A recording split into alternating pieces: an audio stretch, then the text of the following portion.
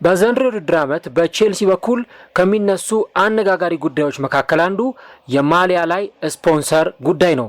19ኙም የእንግሊዝ ፕሪሚየር ሊግ ተሳታፊ ክለቦች የማሊያ ላይ ስፖንሰር አላቸው።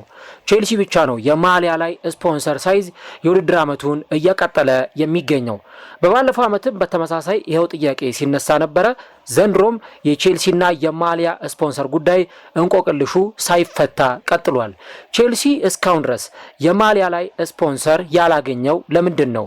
ምናልባትም ደግሞ ቼልሲ እስከ ውድድር ዓመቱ መጨረሻ ድረስ ጠብቆ አዲስና ለረጅም ጊዜ የሚያቆየውን ውል ከአዲስ የማሊያ ላይ ስፖንሰር ጋር ይፈራረም ይሆን ወይስ ደግሞ ሌላ የማናውቀው ምክንያት ይኖራል?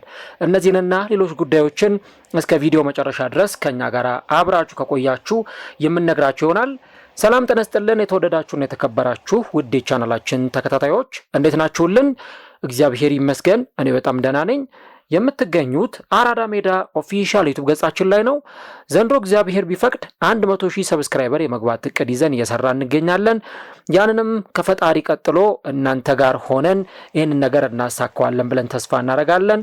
ስለዚህ ሁላችሁም ይህንን ቻናል የምትከታተሉ አድማጭ ተመልካቾቻችን ቻናሉን ሰብስክራይብ በማድረግና የደወል ምልክቷን በመጫን የቻናላችን ቤተሰቦች እንድትሆኑ የአክብሮት ግብዣችን ነው። እንዲሁ ደግሞ ቪዲዮ የእናንተን በብዛት ላይክ ማድረግ ይፈልጋል።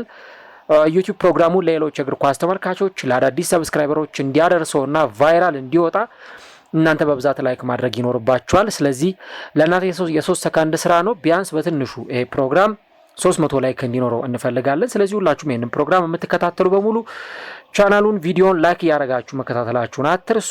የአራዳ ሜዳ ኮሜንታተር ተስፋ ወርቅ ሉል ሰገድ አብሬያችሁ ቆይታ አደርጋለሁ። እንግዲህ ዕለተ ሰንበት ነው፣ የእረፍት ቀን ነው እና ብዙዎቻችን እንግዲህ በእረፍት ጊዜያችን ላይ እግር ኳስን ደግሞ እንመለከታለን። የሱፐር ሰንዳይ ጨዋታዎች ዛሬ ይደረጋሉ። ቼልሲ ከክሪስታል ፓላስ፣ አርሰናል ከማንቸስተር ዩናይትድ ወሳኝ የሆኑ ጨዋታዎቻቸውን ያከናውናሉ።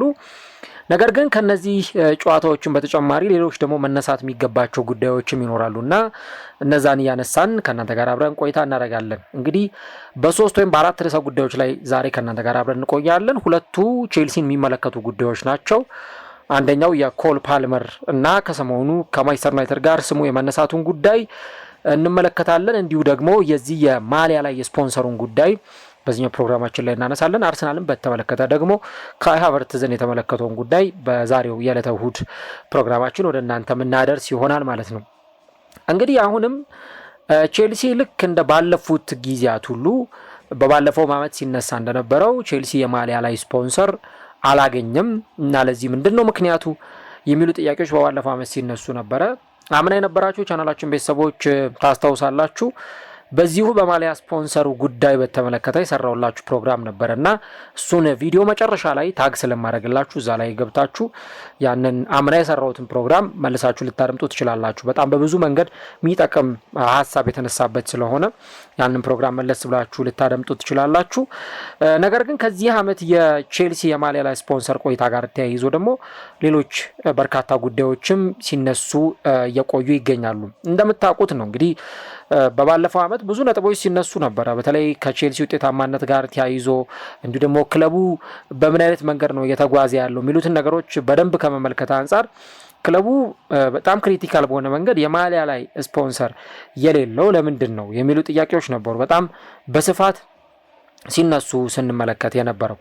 አሁን ባለው ሁኔታ ግን በተለይ ደግሞ ይሄ ካልኩሌትድ የተደረገ ሪስክ እንደሆነ ቼልሲዎች ይህን ነገር ሆነ ብለው ያደረጉት ነገር መሆኑን ነው እንግዲህ በርካቶች ከዚህ ከቼልሲ ማሊያ ስፖንሰር ጋር አያይዘው እያነሱ የሚገኙት እና እንደነዚህ ሰዎች አገላለጽ ከሆነ እንደምታውቁት እንግዲህ ቼልሲ በፕሪሚየር ሊጉ በጣም ወጣት የሚባል ስኳድ ወይም ወጣት የሚባል ስብስብ ያለው እግር ኳስ ክለብ ነው። በዘንድሮ የውድድር ዓመትም ከ30 ዓመት የሞላው ተጫዋች በስብስባቸው ውስጥ የለም። ያው ይሄንን ስንል ስተርሊንግን አይጨምርም።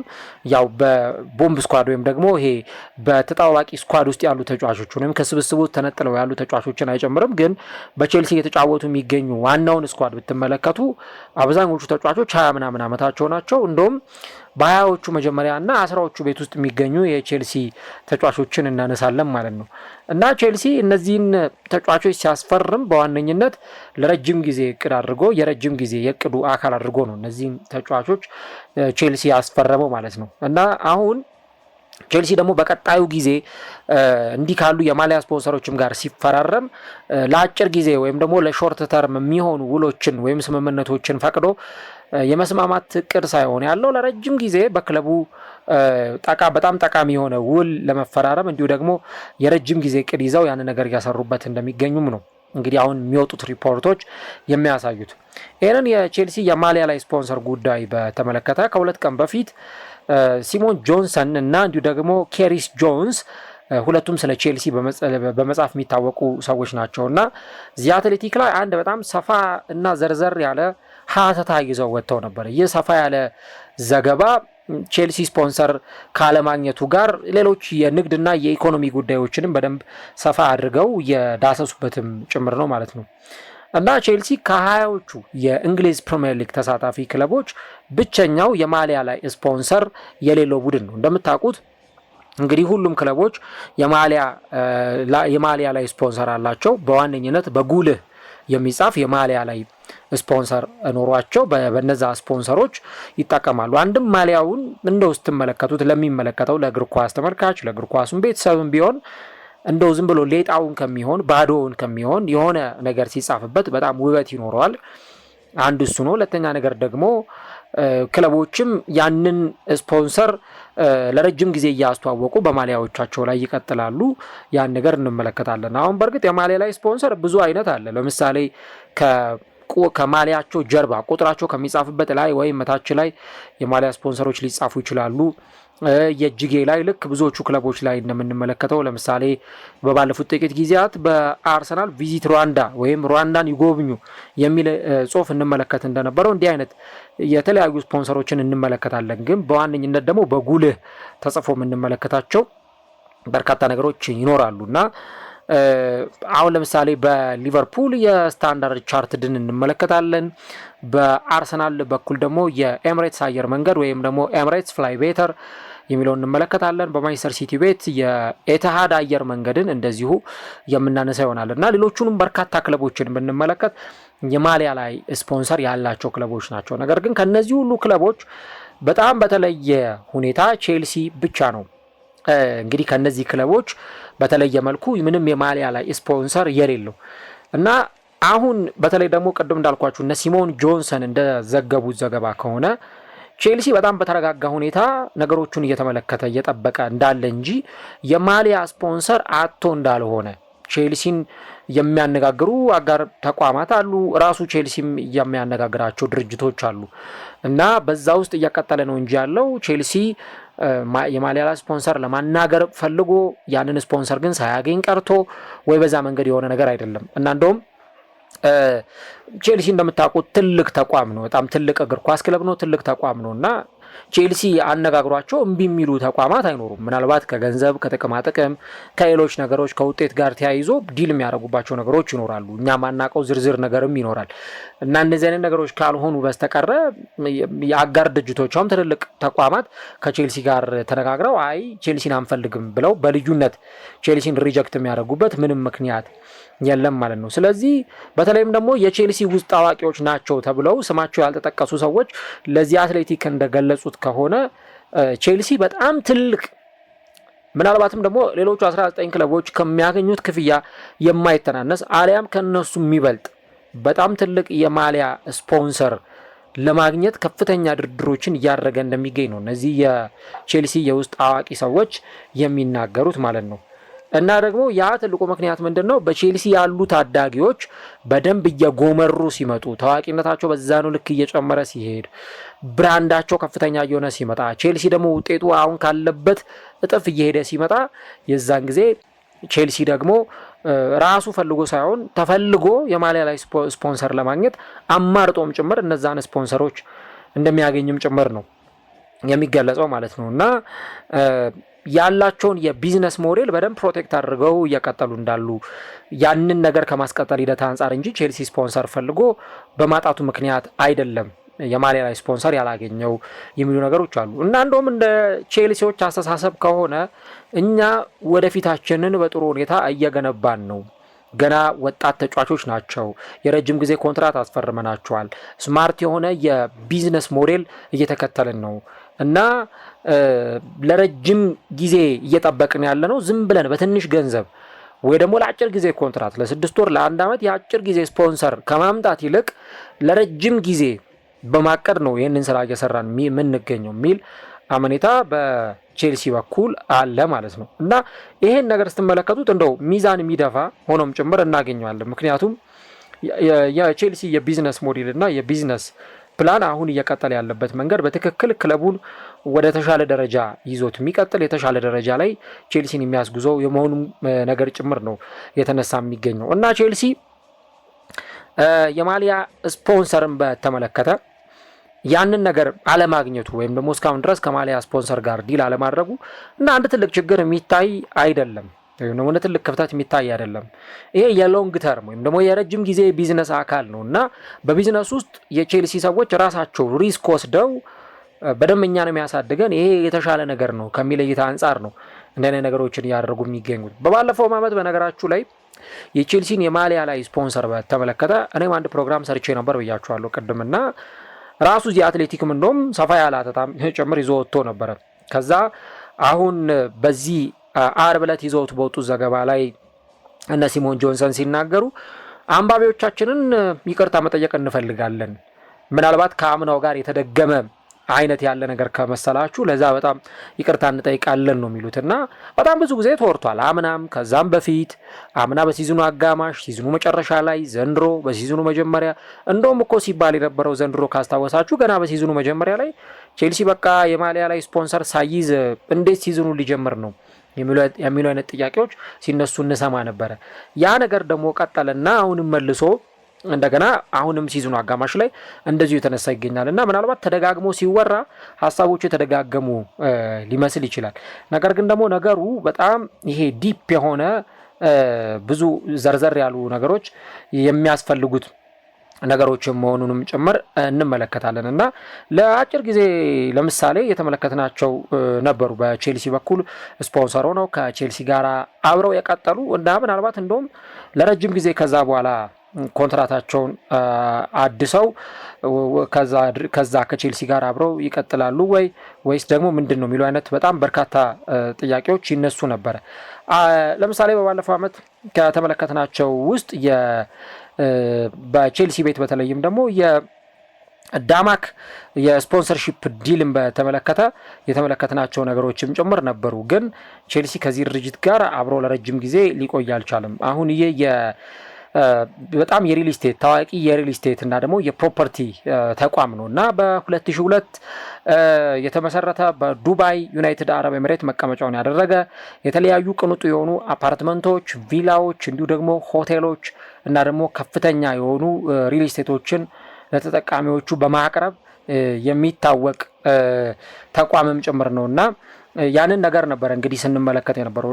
ካያችሁት በጣም ትልቅ የሚባል ተቋም ነው ወይም ትልቅ የሚባል ድርጅት ነው እና ያንን ድርጅት እንደውም ቼልሲ ለረጅም ጊዜ ይዞት ይቆያሉ ከዚህ ከዳማክ ጋር ወይም ደግሞ ዳማክ ከተሰኘው የማሊያ ላይ ስፖንሰር ጋር ለረጅም ጊዜ ቼልሲ አብሮ ይቆያሉ የሚል ነገር ስንመለከት ነበረ። ግን ውሉም የነበረው በጣም ለአጭር ጊዜ ስለነበረ ቼልሲ ብዙም አልቆየም ከዚህ የሌክዠሪ የሪል ስቴት እና እንዲሁ ደግሞ የፕሮፐርቲ ተቋም ጋር ብዙም ቼልሲ አልቆየም።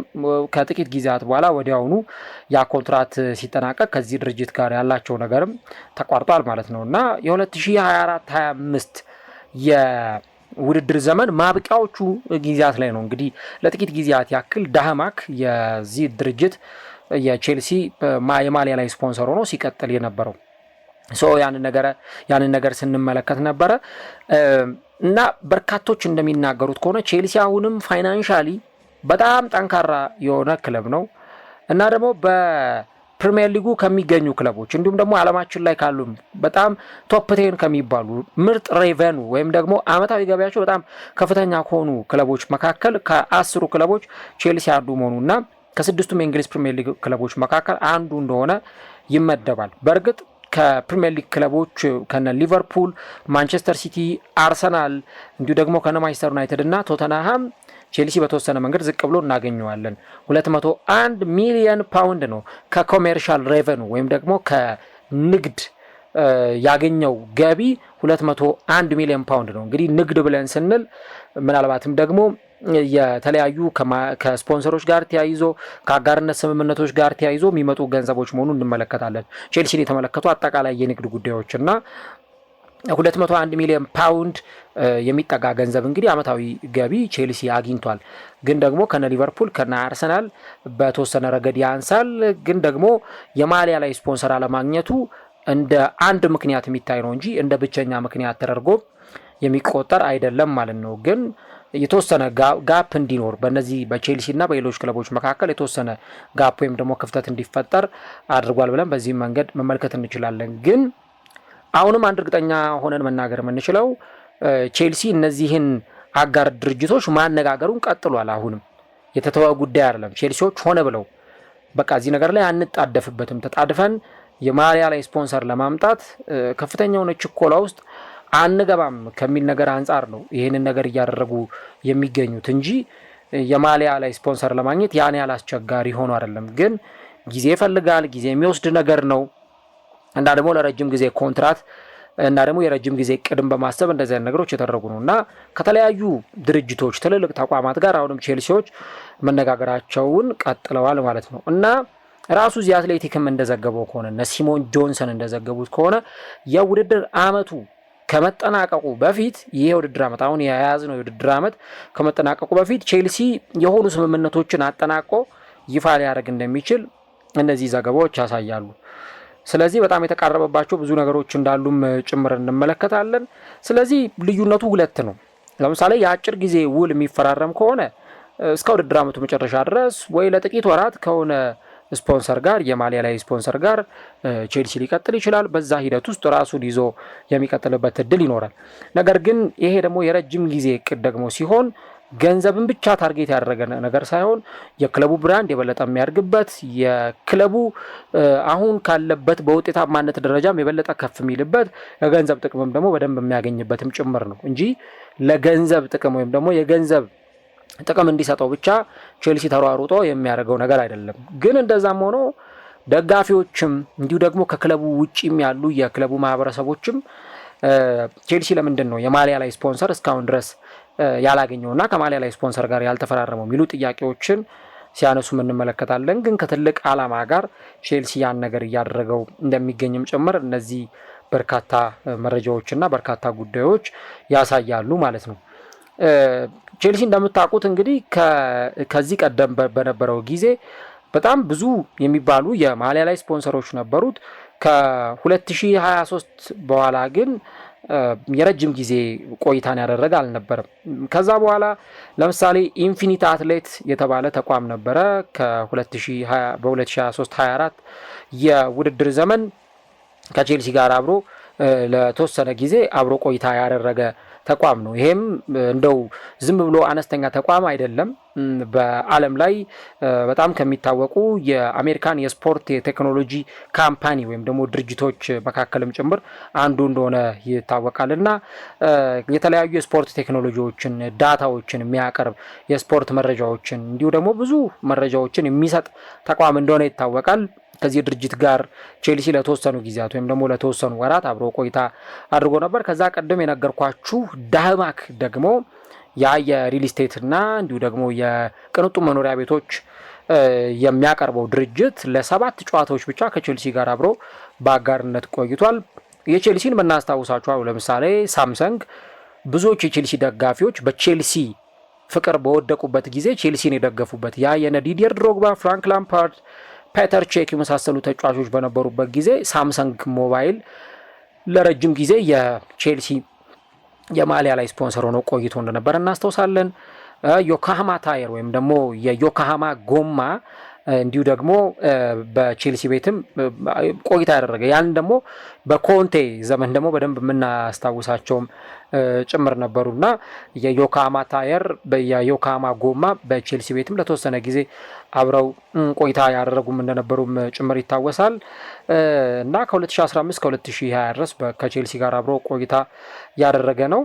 ሌላኛው ደግሞ ስሪ የተባለው የቴሌኮሙኒኬሽን እና የሞባይል ኔትወርክ ተቋም ነውና ልክ በቼልሲ ማሊያ ላይ 3 ቁጥር በጉልህ ተጽፎ እንመለከት ነበረ። ይህም የቴሌኮሙኒኬሽን እና የሞባይል ኔትወርክ ተቋም ነው እና እሱ ደግሞ ለ3 ዓመታት ያህል ከ2020 እስከ 2023 ድረስ ከቼልሲ ጋር አብሮ የቆየ የቼልሲ የማሊያ ላይ ስፖንሰር ነው ማለት ነው። ስለዚህ ቼልሲ በየጊዜው ብዙ የማሊያ ላይ ስፖንሰሮችን ያገኛል። ያን ያህል ለቼልሲ ብዙም አስቸጋሪ የሚባል ነገር አይደለም፣ ግን ደግሞ ካልኩሌትድ የተደረገበት ወይም ደግሞ የታሰበበት ነገሮች የመሆናቸውንም ጭምር ነው የምንመለከተውና እንደውም በቼልሲ ቤት የሚባለው አሁን ምንድነው ሾርት ተርም ፔይን ሎንግ ተርም ጌይን ነው።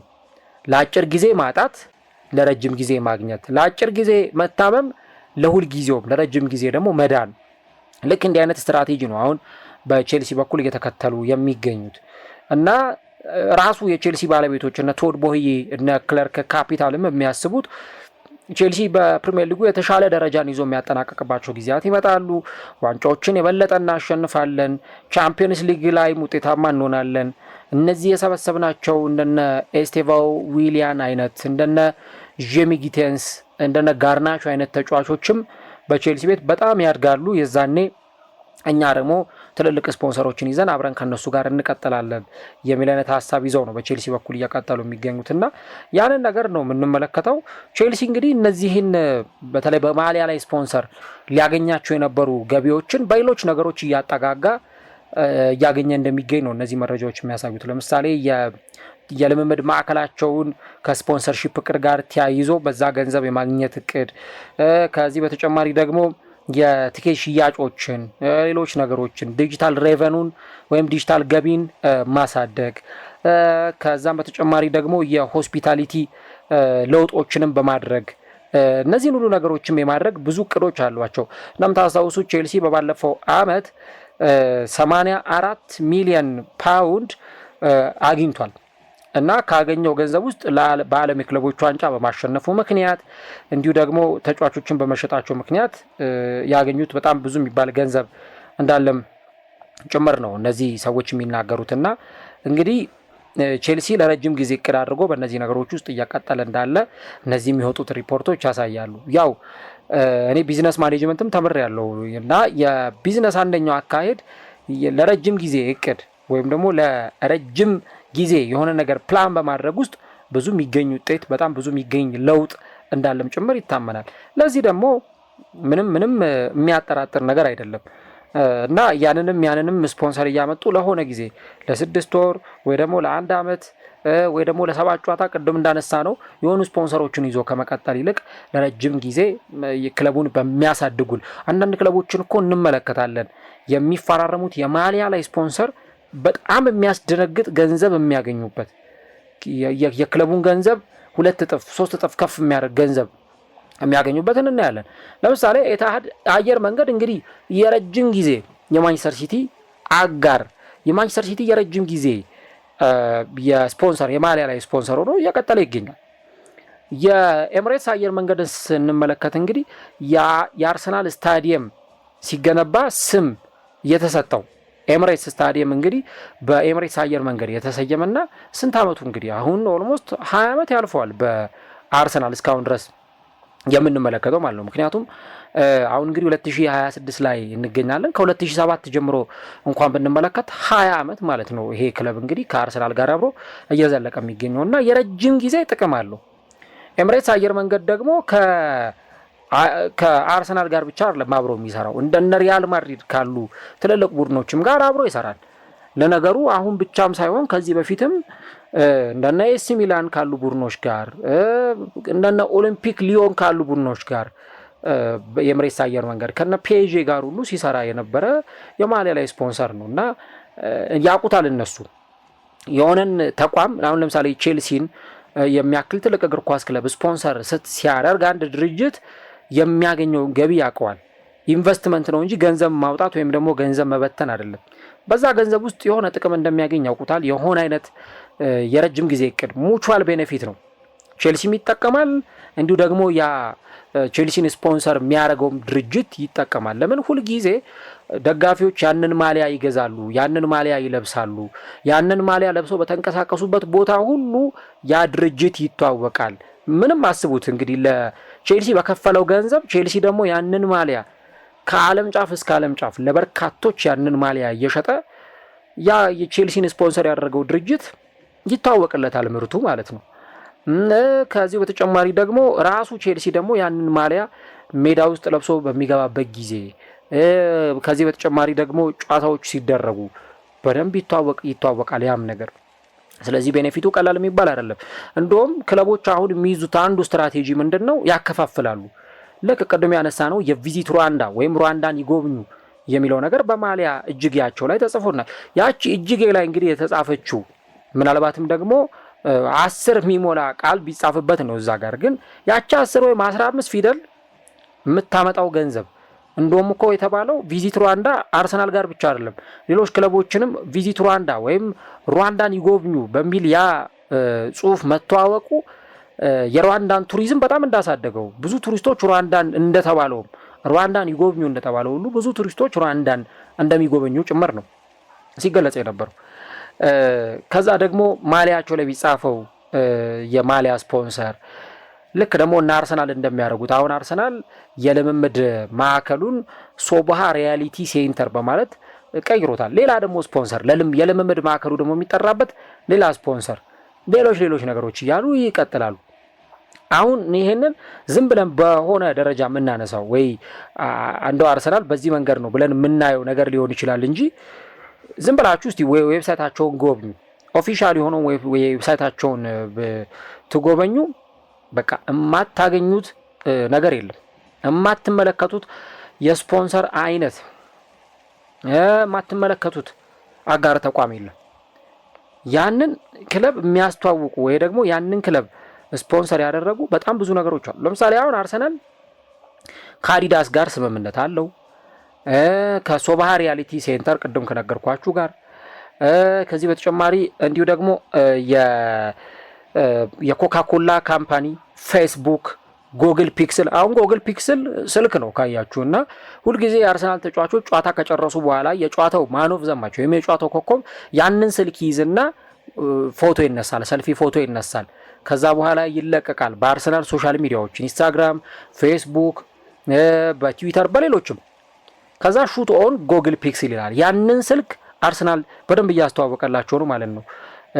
የሆቴልስ ዶት ኮም፣ ከዚህ በተጨማሪ ላቫዛ እና ደግሞ የኢፉትቦል እንግዲህ የቪዲዮ ጌም ፕሌይስቴሽን ማለት ነው ኢፉትቦል፣ ኩናሚ፣ እነዚህ ሁሉ የአርሰናል አጋሮች ናቸው። አሁን እኔ የጠቀስኩላችሁ በጣም ጥቂቶች የሚባሉት ነው እንጂ አሁን የአርሰናል፣ የቼልሲ፣ የሌሎች ክለቦች ላይ እየገባችሁ ብትመለከቱ በትንሹ ከ10 በላይ ስፖንሰሮች ሎጓቸው ተጽፎ ትመለከታላችሁ ማለት ነው። እና ደግሞ ያንን የነሱን ሎጎ ስትነኩት ቀጥታ ወደ ድርጅቱ ዌብሳይት ነው የሚወስዳችሁ ማለት ነው። ወደ ድርጅቱ ዌብሳይት ይወስዳችሁና ያንን ድርጅት የሚሰጣቸውን አገልግሎቶች የሚሰጣቸውን ብዙ ነገሮችም ጭምር ደግሞ እዛ ላይ ገብታችሁ ትመለከታላችሁ። ያለ ምንድን ነው የሚያደርጉት? አሁን እኛ ሀገር ብዙ ጊዜ የምንጮኸው ክለቦች ራሳቸውን ይቻሉ፣ ከመንግስት እጅ መውጣት አለባቸው፣ የመንግስት እጅን መጠበቅ የለባቸውም። አሁን እንደምናየው የከነማ ክለቦች ብዙ ናቸው፣ በከተማ አስተዳደሩ የሚመሩ ክለቦች ማለት ነው። ከዛ ነገር መውጣት አለባቸው ምንለው ለዚህ ነው። ክለቦቹ ብራንድ ሆነው በዛ ብራንድ ስር ደግሞ ብዙ ነገሮችን አብረው እንዲያስኬዱ ያንን ነገር ከማለት አንጻር ነው ይሄንን የምንለው። እና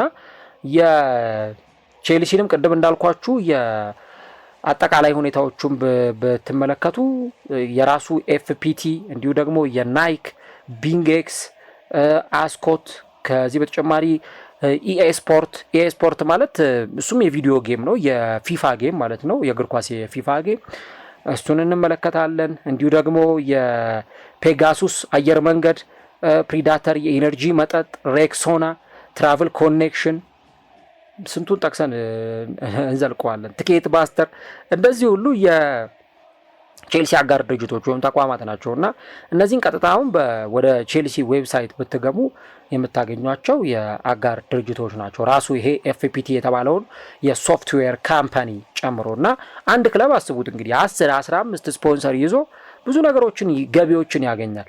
እኛ ሀገር ግን የዛ ነገር ብዙም አልተለመደም።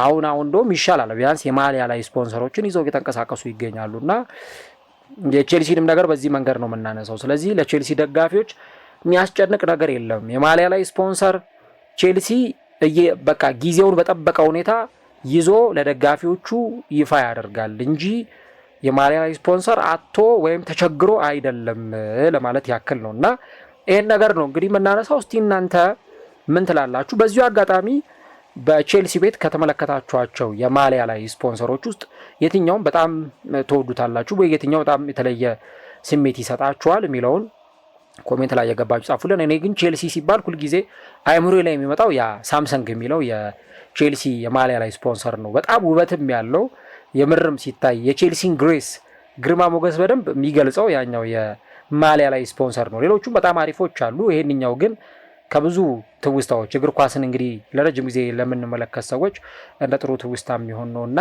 ያንን እስቲ እየገባችሁ ኮሜንት ላይ ልጽፉልን ትችላላችሁ። ለማንኛውም እንግዲህ ቼልሲ በቀጣይ ከየትኛው ድርጅት ጋር ደግሞ በረጅም ጊዜ ውል የማሊያ ስፖንሰር አግኝቶ ይፈራረማል የሚለውን ቀጣዩ ጊዜ ላይ አብረን የምንመለከተው ጉዳይ ይሆናል።